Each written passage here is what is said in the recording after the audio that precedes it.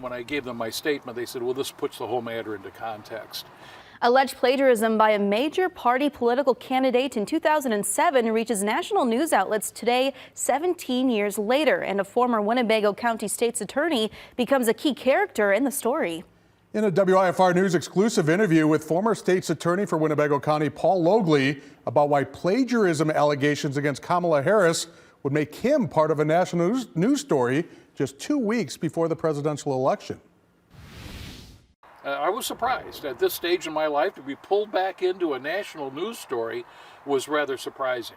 Rockford's Paul Logli had no idea when he woke up this morning he would be hounded by the national media about a story from 17 years ago concerning one of the major party candidates for president. I got a call today from a reporter from CNN, and then I got another call from a reporter from the Telegraph.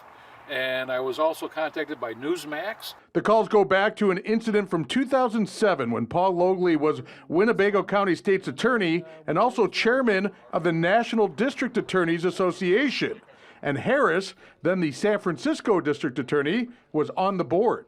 I knew Kamala when she was on the board, and we actually had a few conversations at the time. Logli says in 2007 he testified before the Senate to speak on proposed legislation for a student loan repayment program for state prosecutors and public defenders. My remarks in front of the Senate Judiciary Committee were largely researched and written by staff people at the National District Attorneys Association.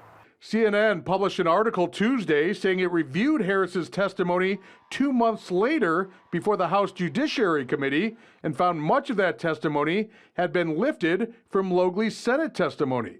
But Logli says that makes sense. Her remarks were researched and written largely by the staff at the National District Attorneys Association, and I'm sure they copied and pasted her remarks right after my remarks. I don't think it's a case of plagiarism.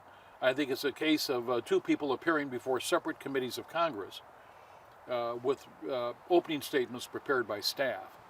And I think the reason for that is we wanted to have a consistent position.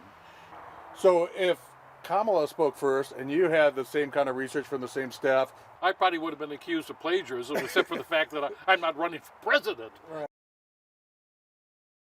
According to that CNN article, the Harris campaign did not respond to their request for comment.